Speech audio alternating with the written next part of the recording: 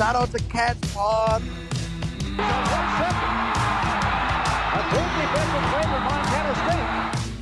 Touchdown, Tommy Malone is electrifying. Welcome to the Cats Pod. What's up, Podcats? Hope you guys enjoyed your Christmas. It was kind of a hectic week with Christmas right in the middle of it, and it was at least good for a distraction so we weren't constantly thinking about this game coming up next week. Definitely was still in the front of my brain, but it was nice to have some things to take the mind off it. You know, how do you feel about it, Eric? Oh, we're right in the middle of the longest 2 weeks in all of sports, I'd say. Yeah, it doesn't get much rougher than this, at least for FCS fans. It takes, it just feels like it's dragging by, and it's only Sunday going into the game here, and we still have 7 days. Yeah, we still have a whole 7 days and another 24 hours to tack on top of that. It is not very fun. No, when all you can think about is Bobcat football and excitement for a national championship possibility. Yep. This is an excruciating wait. I mean, let's call it what it is. Excruciating. A spade is a spade. In this situation, it is tough. Right off the bat, I wanted to bring this up. I want to thank our dude Roger Fisher, real quick. He deserves a shout out. He did hit me up in my DMs this morning on X to see if I was going to Frisco, and I had to let him know that sadly I won't be there in Frisco. But my guy Eric will be. I'll be there. He'll be there. But Roger Fisher shared a screenshot of one of our YouTube videos on all platforms, and then all of a sudden our YouTube numbers went through the roof. So I'm thinking, Mr. Fisher, that at least had something to do with you. I like to think part of it's us, but also at the same time, thank you very much, Roger Fisher. Super fan. Big time. Yeah. Big time appreciate it. Yeah. So the only wait that is longer than these 2 weeks for the championship is the wait since the last time the Bobcats won a national championship. Okay? Yeah. It has been 40 solid years since the last championship. December 15th, yes, 1984. That's a long time. A very long time ago. Eric, what do you think a loaf of bread cost in 1984? Oh, gosh, I looked everything up here, okay? I looked everything up. A loaf of bread. I'm going to get, I don't know what a loaf of bread costs right now. I'm not a big grocery shopper. Oh, okay, yeah. I'm going to say tree fitty. Tree fitty? No. That's some fancy bread. In 84, that would be some fancy bread. A loaf of bread cost 66 cents. Damn. Yeah. A gallon of milk was $1.89, and this is the one that always kills me. A new car, the average price of a new car in 1984, $6,300. Could you imagine if you could just go down to a car dealership and buy a car for $6,300 right now, a brand new car? You can go down to a dealership and buy a car if you add another zero on that 6,300. Exactly. That's what it's going to cost. Like it's a 10 times change that we've gone through in this situation. Yeah, we're fully moving decimal points, not just adding a little bit. We're moving decimal points. Okay. So, also in my research, I looked up the number one song in the country the week that the Cats last won the national championship. And listening through this song, I don't want to build it up too much, but I feel like this would be a great song for if you're road tripping or if you're on a drive heading to the stadium for the game. I think this song kind of hits in a 1984 kind of way. So I'm going to play a little bit of it. You guys will get to hear it, and you'll get Eric's live reaction because he's never heard this before at all. Okay. If I can find my mouse. There we go.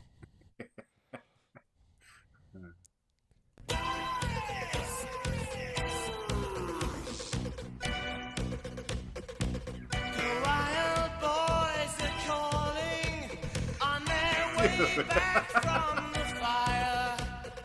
In August moon surrender. This was the number one song. This was the number one song, baby. Wild boys falling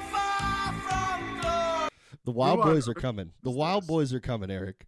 Let me tell you. The Wild Boys by Duran Duran was the number Oh one my song in the gosh. country. Now that's a name I haven't heard in a minute. Is Duran Duran? I'm pretty sure everybody thought that Duran Duran only had one song, but they were not a one-hit wonder, apparently. Apparently You not. No. Not That's wild. a one-hit wonder, but the Wild Boys kind of hits. I can't play a ton of it. We're probably we don't make any money off YouTube, so it doesn't really matter if they demonetize one of our videos, because there's no money coming in from it anyways. But didn't want to play too terribly much of that. But it's got some nice electronic stuff going on during the intro and everything. I just wanted to cut to some of the lyrics because the Wild Boys are coming. It's an interesting mix between like Pink Floyd and 80s hair band. Yeah. It's got like 80s hair band. It's got like the electric, like when techno was kind of first starting out and people were first using synthesizers and everything. It's got some of that going on. Honestly, I think it's a pretty good song. I've listened to it. It's definitely going to get added on to my Bobcat road trip playlist. All the songs that I listen to on the way to games, it's definitely getting added onto that list. I wouldn't have guessed that in a million years. No, I had no idea it even existed when I first looked it up. The number one, what? Off the top of my head, I was gonna guess the number one song might have been like maybe Journey or something like that. I don't know. Journey, maybe. I was thinking Prince might have a good chance because early 80s, I feel like that's when he was really going off. Yeah. Was during that era, but no Prince, no Journey. Those are two good guesses, and those would have been my guesses. Yep. I'm really glad you didn't put me on the spot on that one. Yeah. If anybody wants a really weird view, if you're into weird old music videos, watch the music video for The Wild Boys by Duran Duran, because that is an all-time weird what the H is going on in this situation. I could not figure that video out. It's kind of like Mad Max stuff going on, and I was very, very confused the entire time. The next thing I got for you is going to be a much more recognizable song, because especially for like our generation, this song got remixed and it got a whole new life added to it beyond the 80s. The number one movie in the country the last time the Bobcats won the national championship was Beverly Hills Cop. There we go.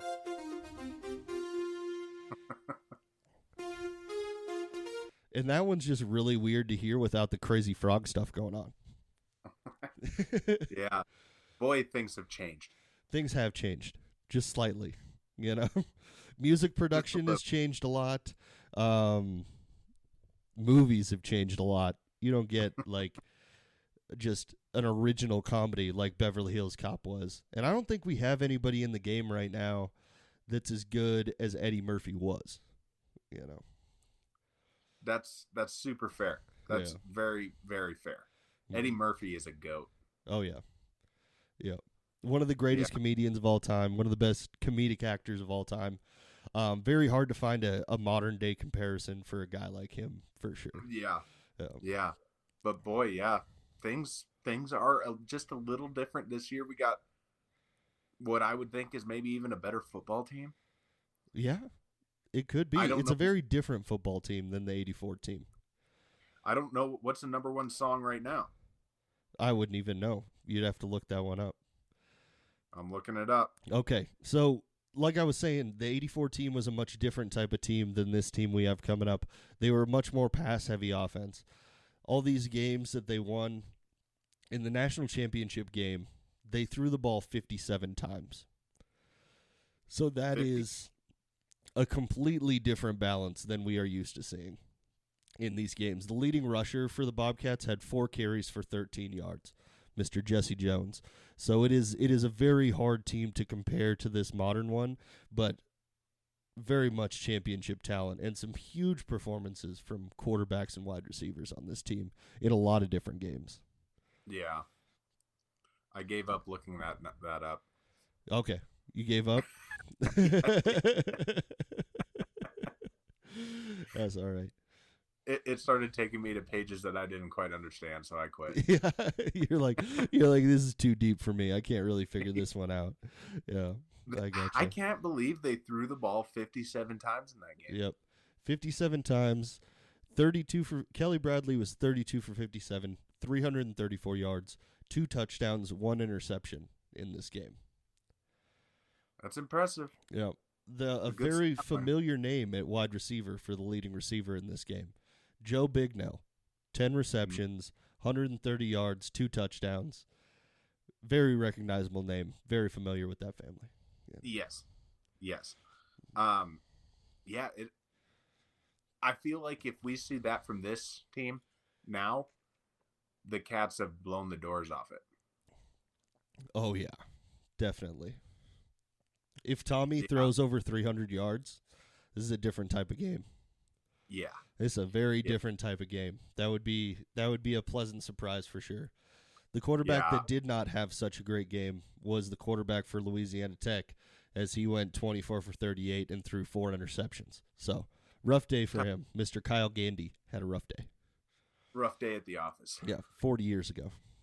So bad for you, so good for me. Yeah. Do you think he still thinks about it to this day, like that championship opportunity runs through his mind? Those 4 picks still haunt him a little bit? You have to think so. Oh, yeah. At least a little bit. At least a little bit. You lost the big dance, and there's just you have to think about it a little bit. Yeah.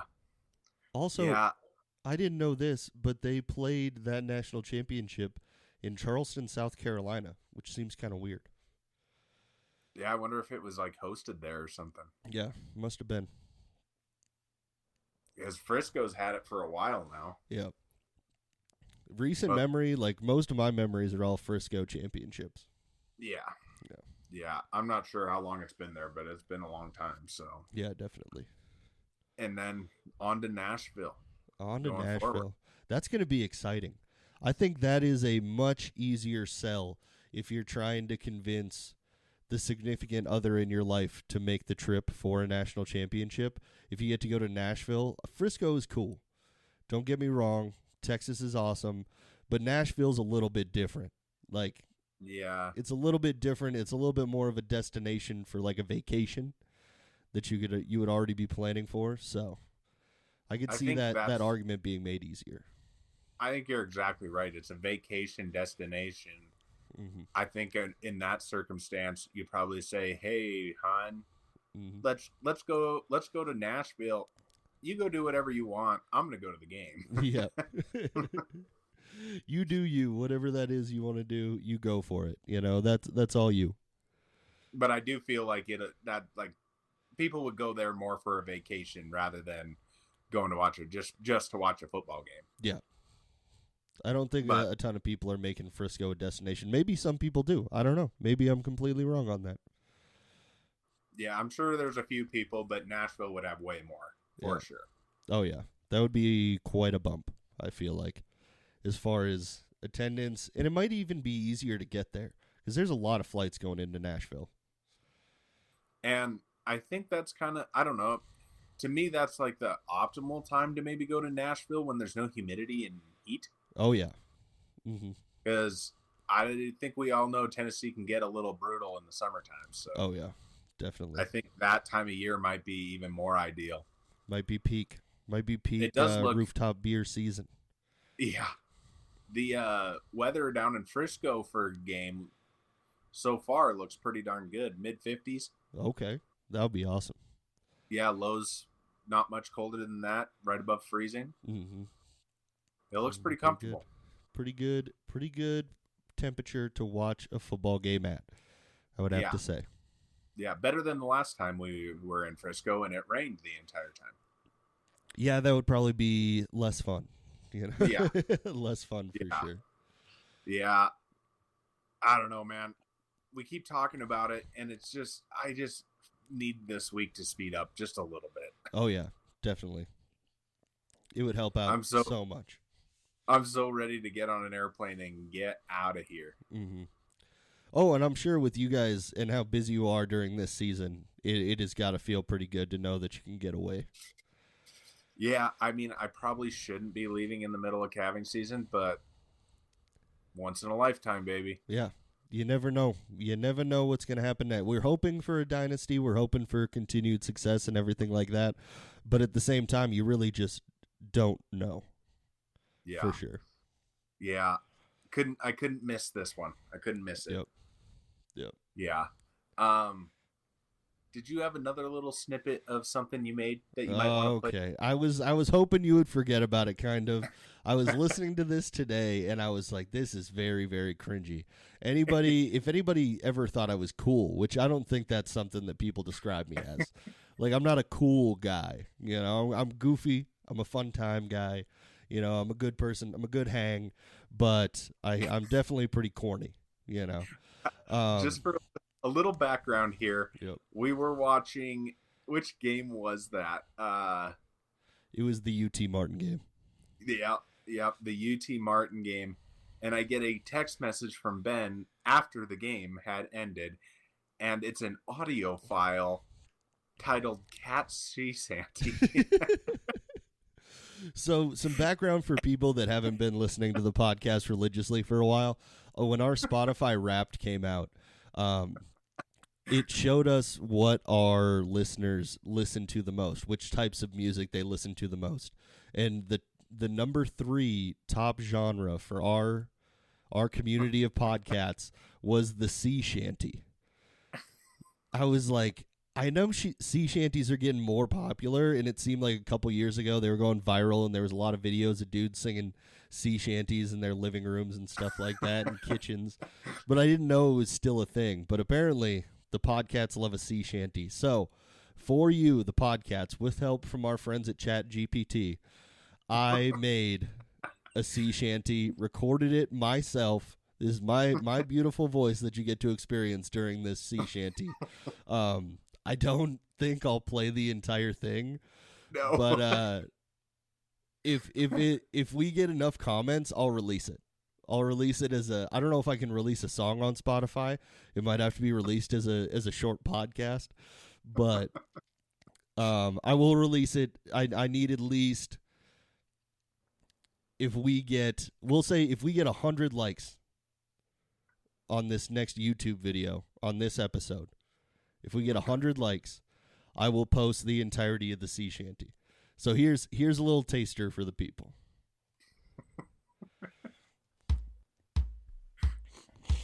Heave-ho, the Bobcats roar from the mountains high to the river shore. With courage, bold, and spirits free, we'll stand together, you and me. On the gridiron green, hear the crowd's loud cheer from the mighty Bobcats we hold dear. It's so bad. Oh my god. I just peeked out the microphone hard. Sorry to everybody's ears. Oh, that is bad. Oh. I thought it was so funny when I first made it, and then like you have a couple weeks of separation, and you know when you have an idea for a joke and you think it's gonna be super funny. That joke didn't age well for me. Like it's still a little funny, but at the same time, it is corny as hell. I apologize. After Ben sends me this audio file, the immediate text following it says, "This is why Ben shouldn't be left alone during Bobcat games." Yeah, I shouldn't be allowed to watch them by myself. The mind races, I start getting ideas like this, and then I have the opportunity where I'm just sitting at my computer and I can just start making it. I have all this recording equipment now. It doesn't help me out.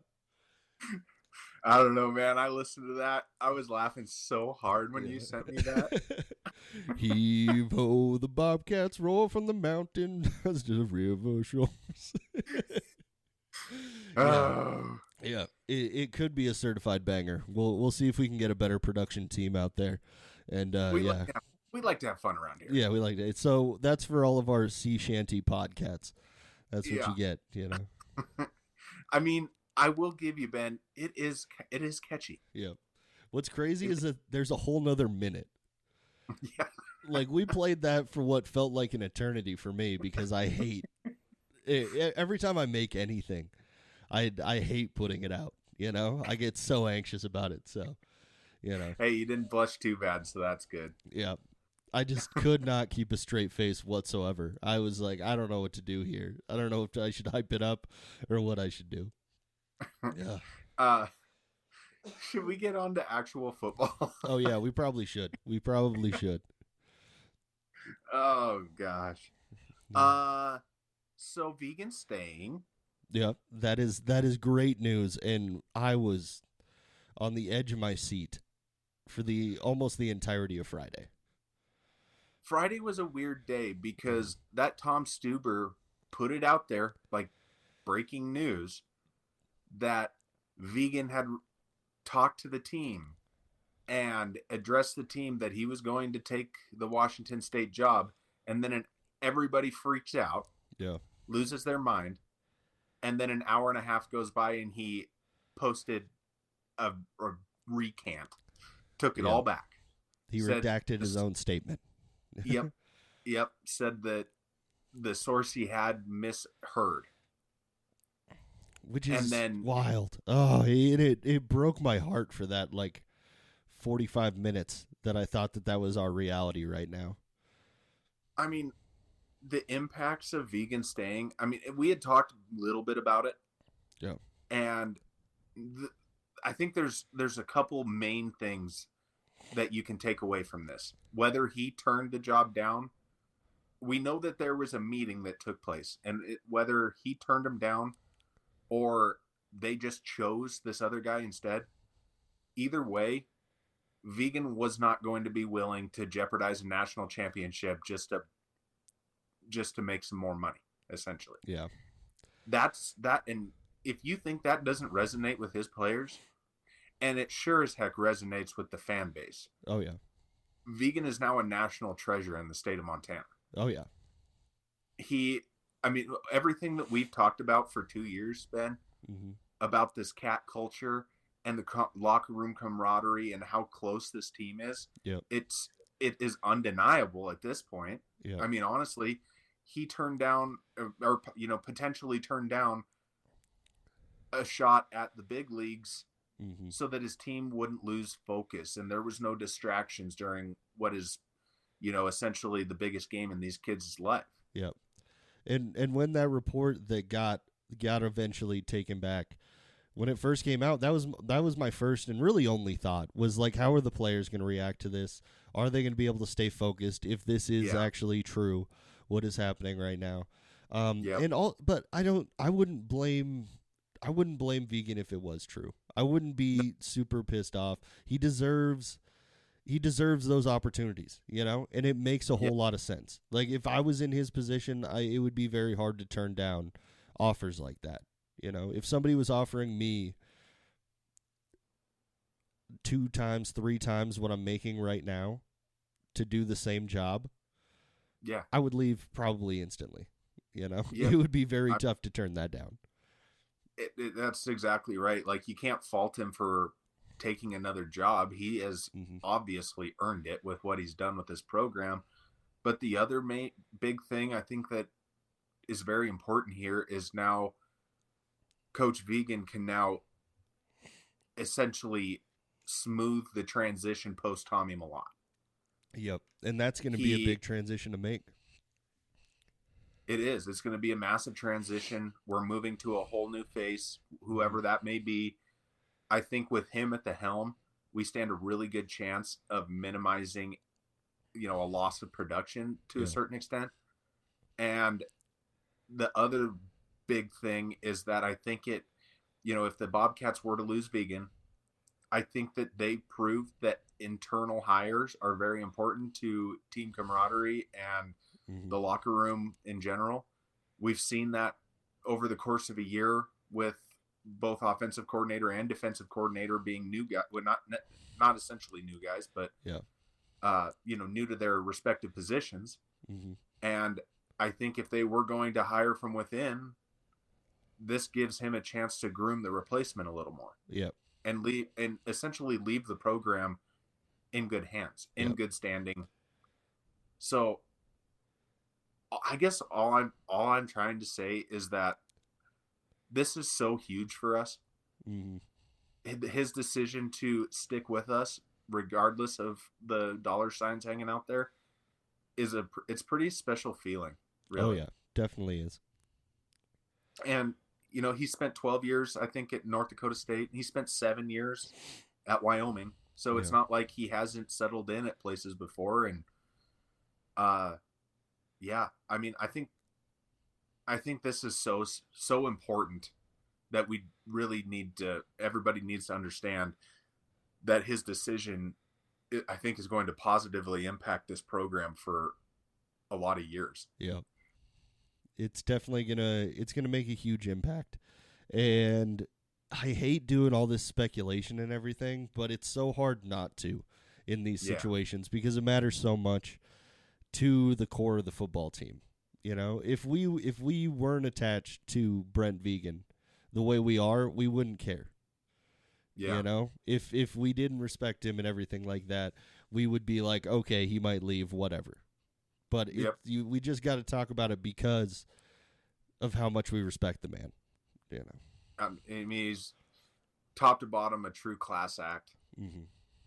I mean, it's just, if he would have left, I think we would have. There's a potential that we could have lost some players, and I think it could have been a tough transition because we saw what the guy who did get the Washington State job, what that is going to impact South Dakota State for years and years. Mm-hmm.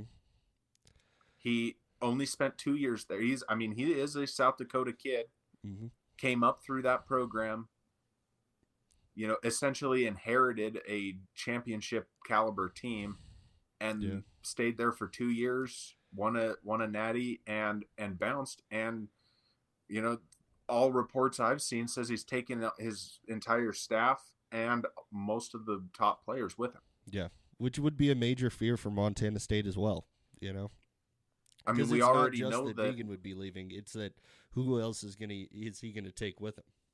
Yeah, we already know that stud Wildy, a wide receiver for this Jackrabbits, he's already in the portal. Gronowski's in the portal, even though he said entering the portal gives him chances to weigh his decisions, whether he's going to try the NFL or go elsewhere. He's going to weigh those decisions. But I've even heard like Tucker Large is potentially going to go with him. I mean, this is going to set them back, and it just doesn't. It's not a real good look when your homegrown boy bounces like that.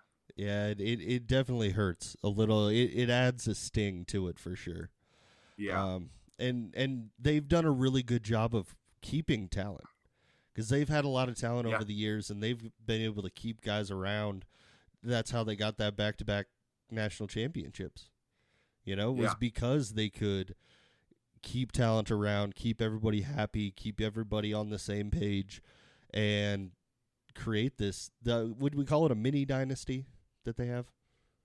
I mean, they won back-to-back championships. That's extremely hard to do. I think that's fair. Yeah. But yeah, man, I don't know. It would have gutted me to see that happen to the Montana State Bobcats. Oh yeah, definitely. I mean, we saw what happened to Idaho. I know we haven't talked about Idaho at all. Mm-hmm. When Jason Eck left Idaho, probably 30 guys hit the portal. Oh yeah, right away. Anybody on that team hit the portal, and they essentially led a fan player led charge to get the guy they wanted, and the athletic director and leadership there went their way, and now we're seeing guys rescind their portal applications. They're taking it back, and they're coming back to Idaho. And Idaho, I think they've got enough of those guys back that they're probably not going to be a dumpster fire like I thought they would be. I mean, we had our doubts about Idaho last year as well, because they lost a lot of talent in the portal last year, and they were able to reload, get that team re-centered, and Eck was able to make a lot out of a very young team.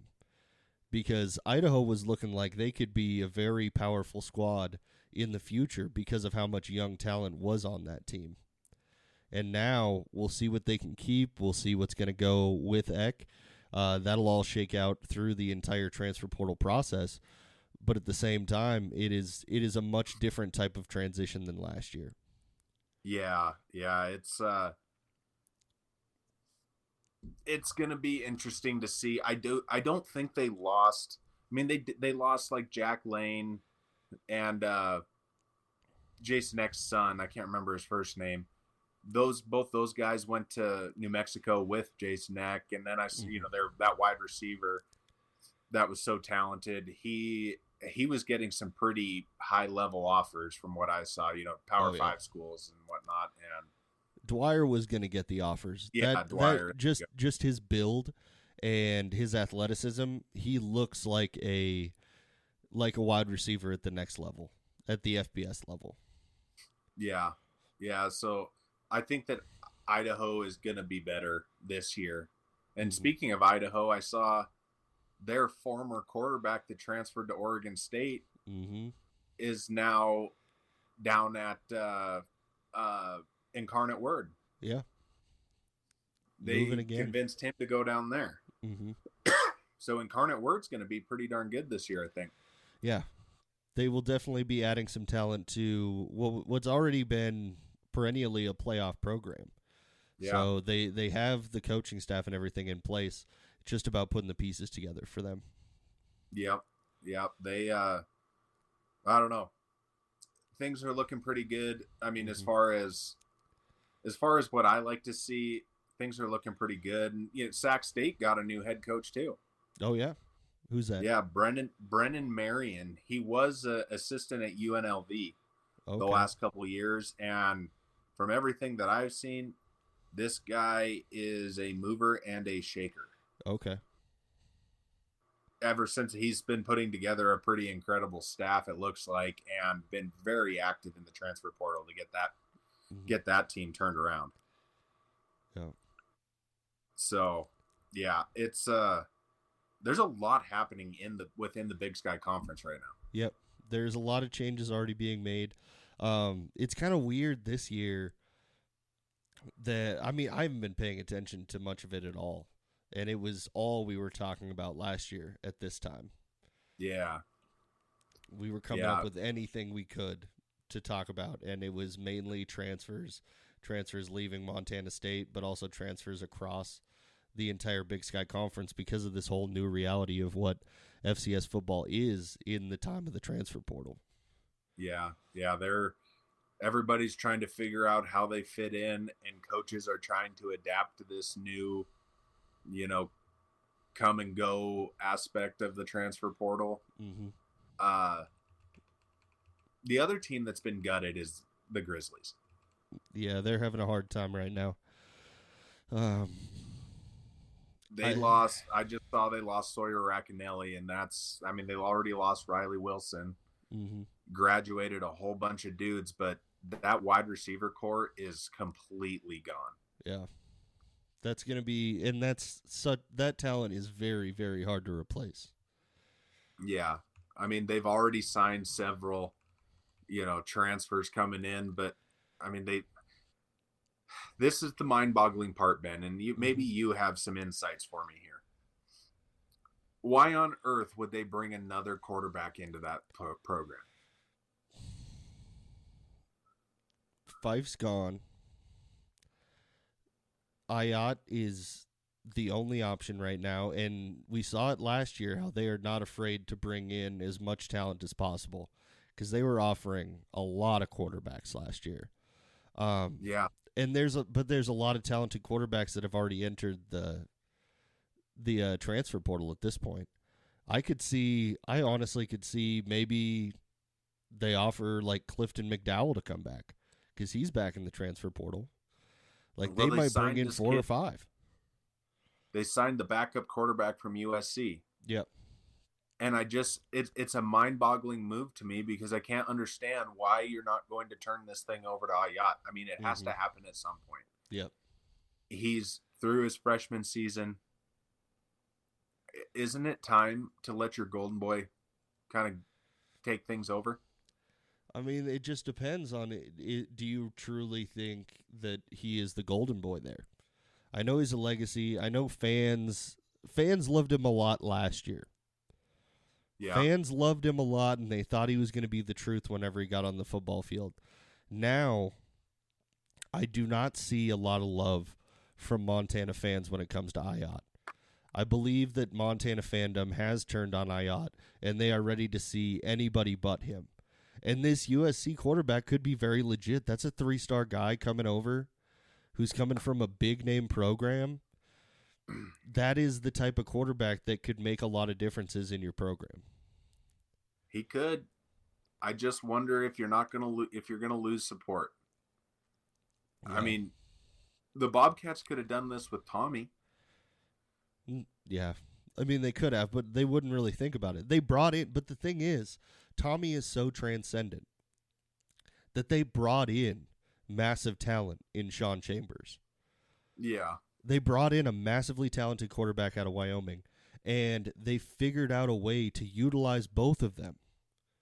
You know, that's what great programs do. Yeah, that's very true. I don't know. It really surprises me that they're willing to take a chance with, potentially losing Ayat or something. I don't know. I just feel like at some point you have to commit and see what he can do for you. And if he can't do it, then you go find a new guy. Yeah. Well, they're willing to move on every single series from him. They have shown zero faith. It is, you have 2 bad series, you're out of the game, and we'll see if you're ready to play next game. It is a weird system right now. I mean, it just feels like over there in Missoula, these massively talented quarterbacks come in, because it's not like these guys aren't good. Fife was a very good quarterback, and then they had I'm blanking on his name, but he went to Stephen F. Austin. Vidlak. Sam Vidlak. That's it. They had Sam Vidlak. They tried to make him the starter, and Clifton McDowell ended up becoming the starter. But Sam Vidlak went down to Stephen F. Austin the next year and had an all-conference season. Mm-hmm. So I just don't understand what they're doing in Missoula. It's like they bring quarterbacks in just to make them worse. Yeah. It doesn't make any sense. I don't see what they're trying to do. Every single person who watches any amount of football has been asking the question, what are the Grizz doing at quarterback? And I don't think that question is going to be answered in the offseason, because they're probably going to bring in a ton of talent. Yeah, they've already started bringing in transfers and, some pretty, I think, exciting players and everything. Definitely. But I still think to have a successful football team in Montana, you need a roster with a bunch of Montana kids, and they didn't do that this year. Yeah. They did not get a ton of Montana recruits, and especially not the highly coveted ones. And the ones that they did get decided they were going to go play at NAIA schools instead. Yeah. Which is, it's a smart move for a lot of Montana guys.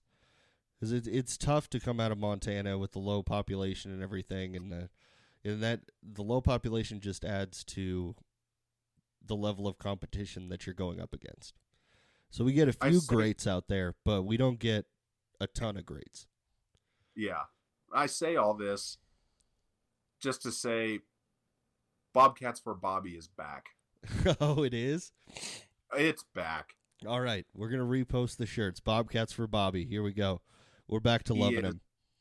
He is driving that program right into the mud right before our eyes, and Ben and I can't thank him enough for that. Okay, that actually brings up one thing that I forgot about, and I was going to bring up, okay?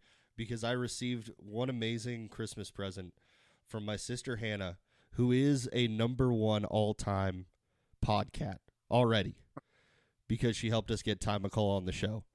But she gave me this Christmas present that is right behind my back right now. I don't know how I forgot it. I've been leaning up against it. But it's this right here. Hey, let's go. She said it was the last extra large on Facebook Marketplace that she could find. That's awesome. I think I'm going to get it framed. I think you should give it to me to go to Frisco in.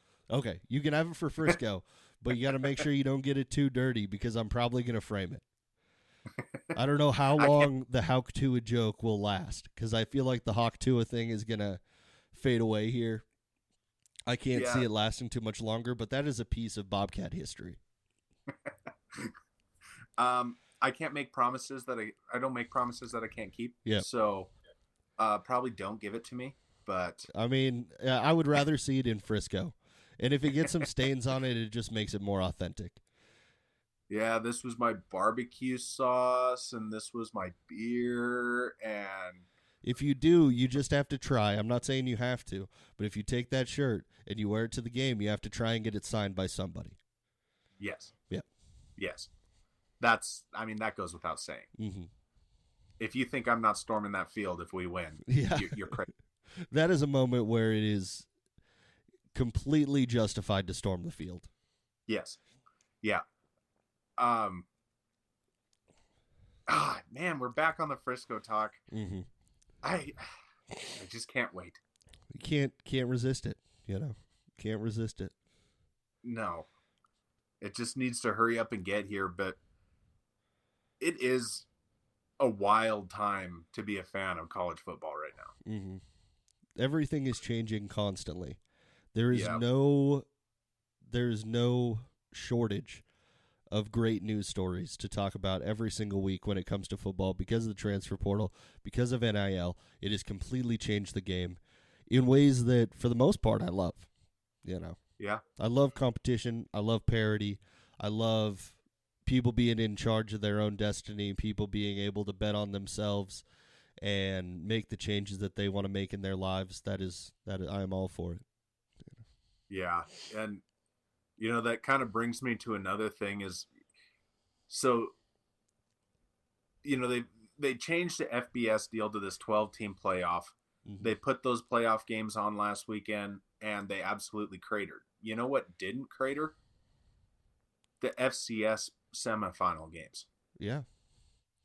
They got those games on primetime TV Mm-hmm. in front of a bunch of people, and the viewership was like 1.3 something million for the Bobcat game and 1.5 something million for South Dakota State. It's like, it's somehow the FCS is figuring out how to make their product better and more viewable and Mm-hmm. findable than the FBS is. Yep. And now we have a national title game on Monday Night Football's television slot on ABC. Yeah. That is pretty crazy. That's going to bring some pretty big numbers. Oh, yeah. That's a lot of new eyes to the FCS that we are in need of. Yeah. It's really, I think this is the time where the FCS is, I think they're figuring out how to do it going forward. Mm-hmm. They're going to get these teams, especially teams like North Dakota State, Montana State, South Dakota State, University of Montana somewhat. They want those teams specifically at the forefront of this thing because it is a good product. And we've known that forever, but the general population does not. No. Last year, and I'm sure it will probably be the same thing this year. I'm not expecting ESPN to change what they're doing. But it's so sad when you have a halftime show of a national championship game, and last year all they talked about was the college football playoffs at the FBS level. Yep. There was zero analysis of the game that was actually being televised. That is 100% true. And I really hope that changes, but I just don't see it happening. Because everything that ESPN has shown is that they bought the rights to the FCS so that they could play all the games, have the broadcasting rights, but they are not willing to invest in the analysis of it, hiring people on strictly for FCS. Most of the people that are doing those shows just have a very basic knowledge of stat sheets. Yep. Maybe we should be the halftime guys. I feel like we should just start doing a halftime show if people would actually want to listen to that. We'll start a halftime live stream or something like that. But if ESPN wants to hire us, go for it. We are very cheap. Mm-hmm. We don't cost a ton. No, I would probably do it for free if we got to be on ESPN and we could just plug the podcast.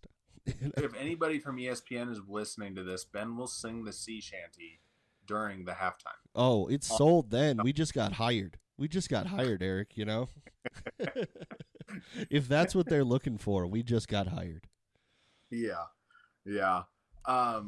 It was pretty interesting to see our comment section on the YouTube video blow up. Yeah, we've never had really like actual arguments going on in our comment section. Yeah. You know, I Yeah, was like, oh, people are getting a little fiery in here. A lot of people are mad at Cam Miller right now for sure. Yeah. What did you think about his comments about South Dakota State? Did you even really care about it? It didn't move the needle a ton for me. It's not the classiest thing of all time, but I'm not super mad at him. I didn't think he was the coolest guy in general. I don't think if I met Cam Miller, we'd be like best buddies or anything like that. Yeah. But it doesn't make me think that he's like a bad dude, you know. No, I kind of felt like that there was I see both sides, I guess. Like, I get you don't like your rival, Mm-hmm. and I also get what the other side is saying about South Dakota State taking cheap shots on him. Yeah, that is very true. They were taking cheap shots in him in both matchups they had this year. But when you give people bulletin board material like that, I mean, luckily they had already beat the Jacks out, and the Jacks are probably not going to be contending next year. So we'll see. The portal giveth and the portal taketh away. I mean, I think he can get away with it. Oh, he can definitely get away with it. Yeah, when you're talented talk like twice and walk the walk twice. Yeah, that is also a major part of it. Twice. Yeah, made it back to the national championship. I feel like you're entitled. And if Tommy Mellott, he just would never do that. We're just so he's spoiled. not that kind of guy. He's just not that kind of guy. He's definitely driven, but he's more internally driven than externally driven. He doesn't need to tell people about it. He doesn't need outsiders to tell him that he's good. Like, he just has a quiet confidence about him that a lot of people really respect. Sometimes do I wish he would talk a little bit more trash? Kind of, you know, because I love trash talkers, and I just love fiery football players that go after a guy and will let him know about it a little bit. I'm not mad about trash talk in really any situation. I don't like to hear it from coaches. I guess that's about it. Players I'll take some trash talk from. I really think it's very... It looks very bad when you have your coach trash talking. Yeah, you could probably leave that out for sure. But I don't know. I think it's all in good fun, and if you can back up what you're saying, you know, with actual results, then more power to you. Yeah. That's the difference between being cocky and being confident. Is just whether or not you back it up. If you back it up, you're just confident. That being said, I am happy that Tommy doesn't go around telling people that he hates the University of Montana. Yeah, that would make things a little bit tough. And also, he would have a lot of reasons to say that, because over the years, U of M has. I can remember hearing a couple of stories about them playing some disrespectful low light reels, we'll call them, at University of Montana basketball games when he was in the crowd and stuff like that. So they've given him some reasons. They've definitely given him some reasons. There's no doubt about that. Yeah, I don't know.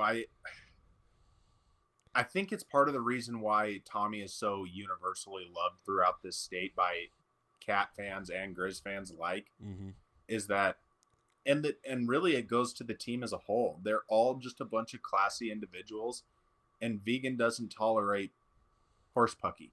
Yep, he does not tolerate it at all. Yeah. So, there were a couple questions in the YouTube comments I saw. Let's see. RR Gale 55 asks, do you really think Daly has what it takes to take over from Vegan? You going to me first, or do you want to respond to that? Yeah, one? go for it. Okay. Go for it. It is very hard to judge whether or not somebody is ready for the head coaching position until you put them in that position. You don't know how you're going to respond to that role until you're in it. I think Daly is a very, very intelligent coach. Throughout, as a fan, I'm more of an offensive guy.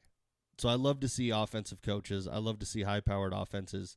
And I don't think that would really change if you brought in Daly as a head coach. I think he is very much capable of it. I don't want anybody to think that I'm not saying that, but at the same time, it is very hard to judge when you don't have there's not a lot of tape on him speaking. I haven't heard a lot of speeches from him. He's not in a lot of press conferences or anything like that, which makes it hard to get at what his personality's like and things like that, which are what matters a lot at that head coaching level. We've talked a little bit about Daly, before the season started, and kind of why we thought he would be successful in the position that he's in. Mm-hmm. Being a decorated linebacker for Montana State University, coming up from starting at the bottom, working his way up toward the top. Yep. And now he is the defensive coordinator / director of in-state recruiting. Yep. I think he 100% has what it takes to be a head coach, and I know for a fact he was a finalist for the Idaho job. Mm-hmm. He was in discussions to be contacted and whatnot. I could be wrong on that, but that is what I heard. Yeah.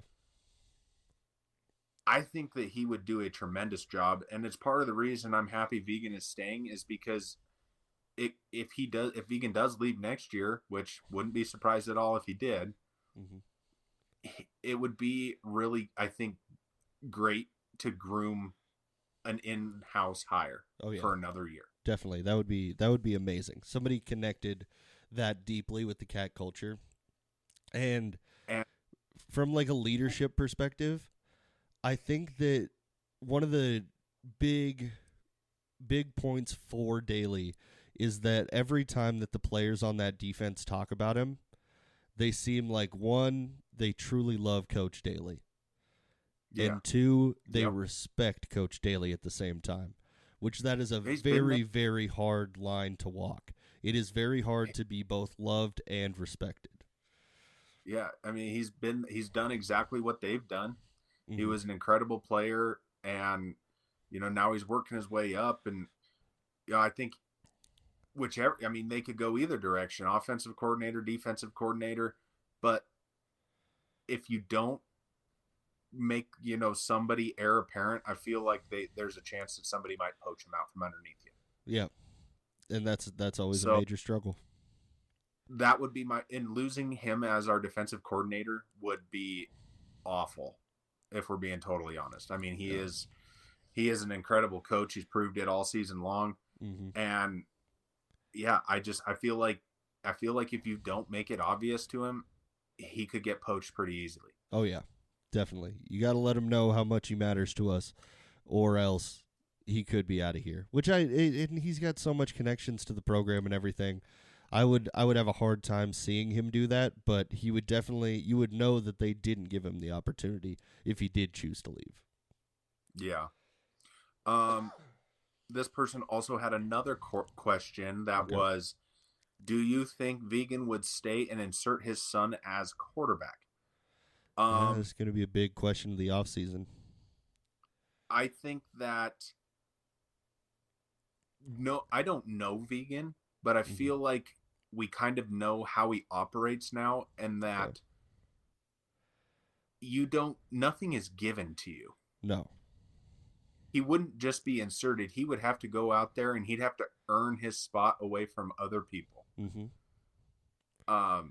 So no, I don't think he stays and inserts his son as at the quarterback position. I think next year they have a good quarterback competition, and they roll with whoever everybody on the coaching staff feels like is the best person for the job. Mm-hmm.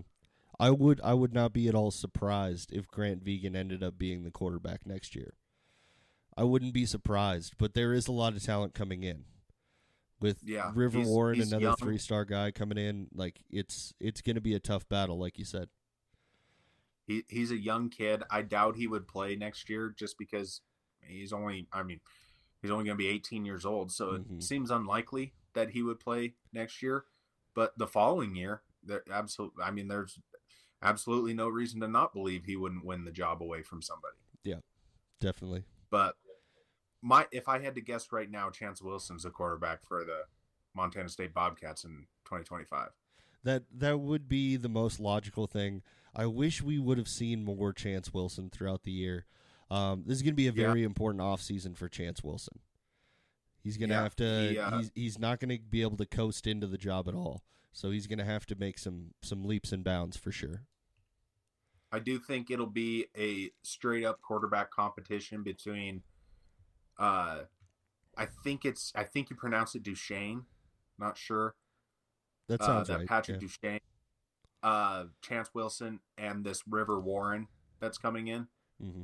I think that'll probably be those three guys battling amongst themselves for who gets the starting spot. And I guess I forgot about Jordan Reed. Jordan Reed. Yeah. I guess you can't forget about him. So there's probably a 4-person battle for that starting job. And Jordan Reed's been out with injury, right? What's that? Jordan Reed's been out with an injury, right? I'm not sure. I'm pretty sure. Yeah. But I mean, he was listed as the backup on the 2 deep for a majority of the season, and then Chance Wilson was listed. So I would assume he was hurt, but I don't actually know that. So okay, not unconfirmed. Yeah. Unconfirmed. Yeah, but yeah, it was fun to read through these comments though. Yeah.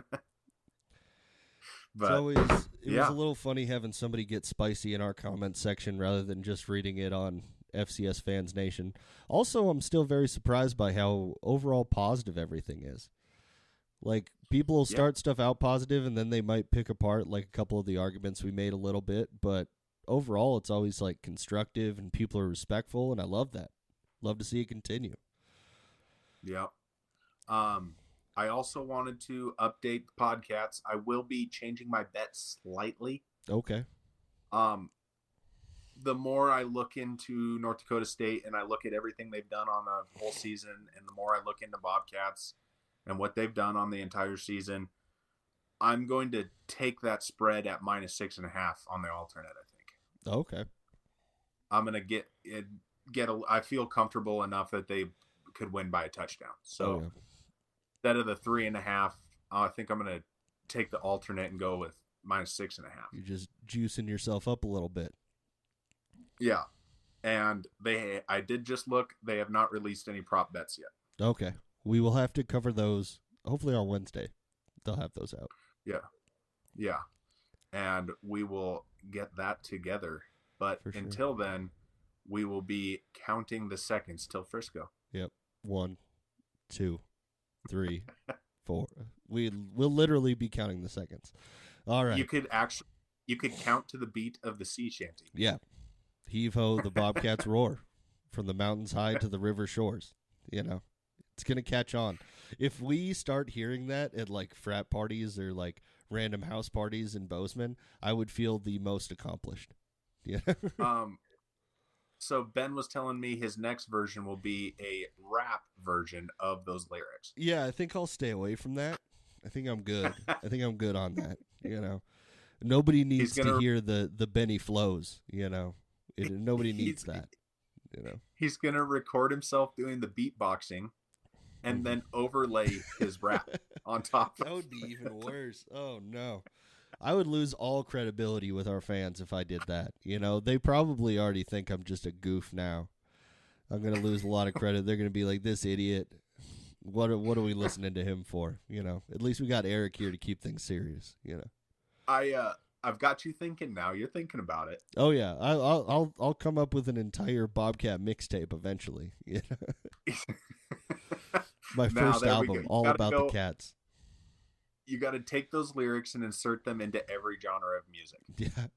I think figure out we definitely have an album name, Cat Culture. You know, Yes. Cat Culture Yeah. would be the album name.